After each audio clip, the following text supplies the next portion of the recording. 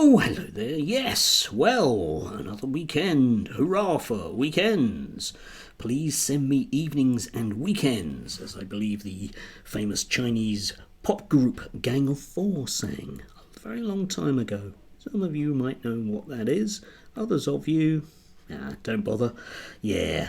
Anyway, right, today I'm going to talk very slightly about myself.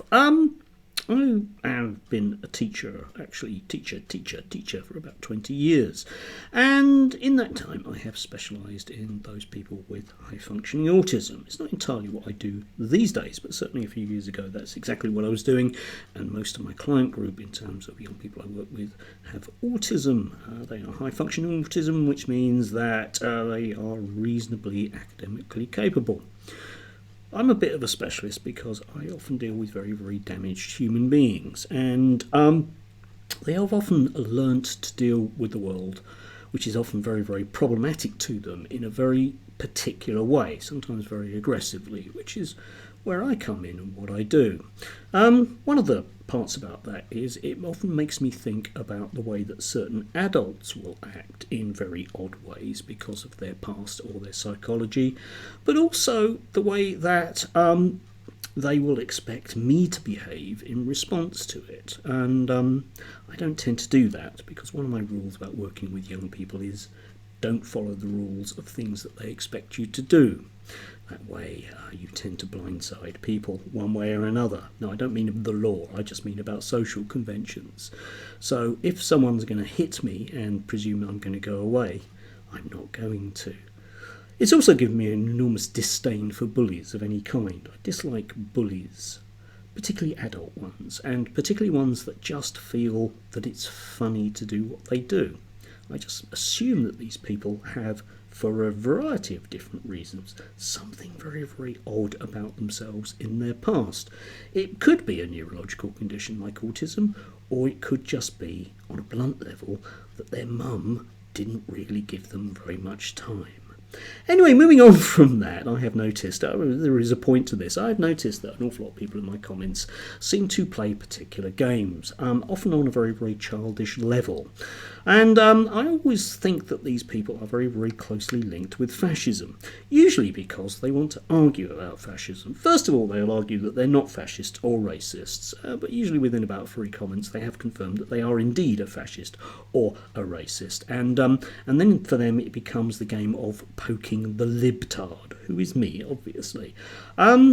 They can do that if they want to. I don't mind, I try to engage with people, but I do get bored with it. It just gets boring to be told by people that if you're brighter than them, that they are going to play a different game with you, which is pretending things. They'll pretend that Hitler was a socialist. That's almost 90% of them.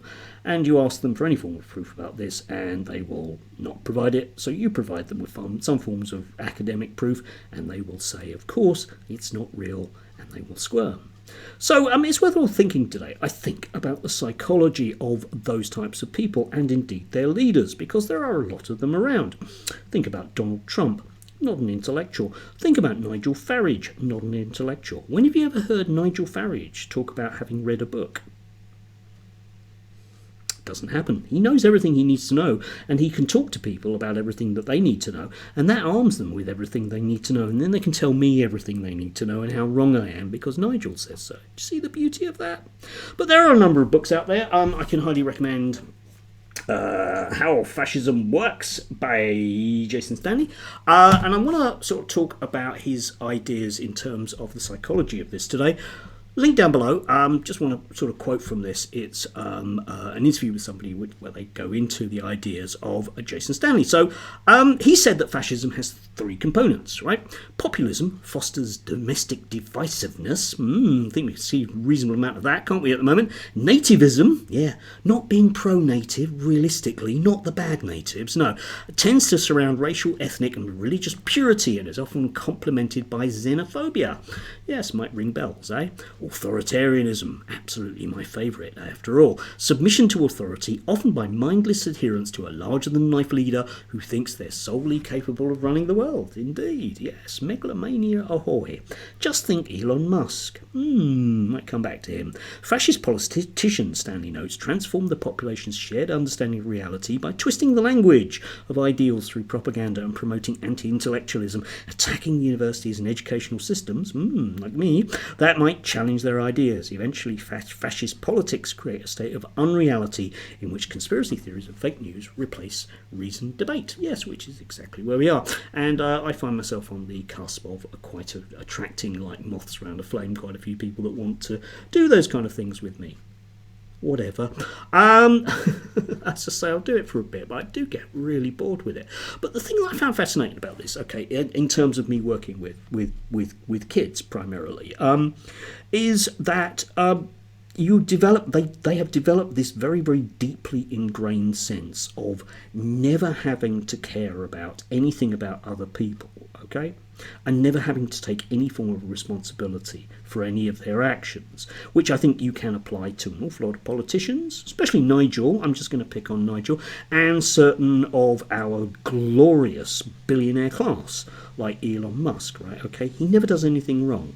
And even if he does do something wrong, you are not allowed to mention it again, unless you get kicked off Twitter, for example. Yeah?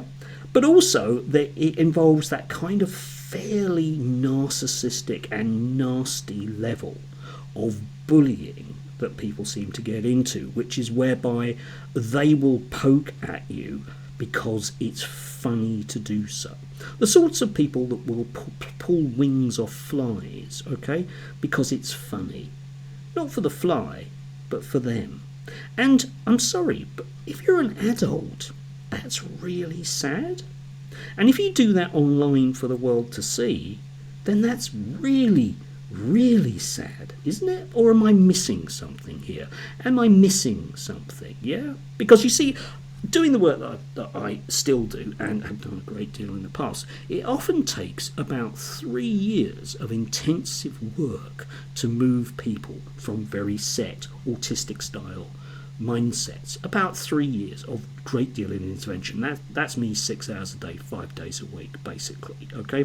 Which can involve sometimes a lot of shouting and screaming, usually on the child's part, sometimes on mine though, yeah? It takes a hell of a lot to move these people around. But ultimately, what these people need is people around them to show them the positive benefits of effectively not being a nasty fascist or a racist or a fascist racist, but mostly fascist racist, because the two do go together. Show me a fascist, I'll show you a misogynist. Show me a racist, I'll show you a fascist misogynist. It's a Venn diagram of just one circle. So, I don't know what the answer to this is, but the reason why I, for example, think that we do need new laws and quite strict governance of what's happening online is that these people are just allowed to roam around like stone-throwing bullies at small insects and otherwise, doing whatever they think is funny. And I'm sorry, but I just think that's really antisocial. You know, being an old-fashioned lefty, I like social things, but there we are. I suppose because I don't agree with Nigel, I am going to be instantaneously wrong. Anyway, those of you who have stuck with me thus far, if you want to write things in comments, I probably will reply to you. I think for this one, even though I'm going to make it a very deliberately provocative title, I'm not going to respond to people, and they won't let that one lie, because I have to play their game. No, I don't play bullies' games. I don't like bullies. I don't like fascists. Fascists are always bullies. Anyway, do have a lovely Saturday if you can. I do believe the magnificence of weather shall continue. Yeah, it's still a bit too sticky, really, though, isn't it? Just have a whinge at the end. Enjoy.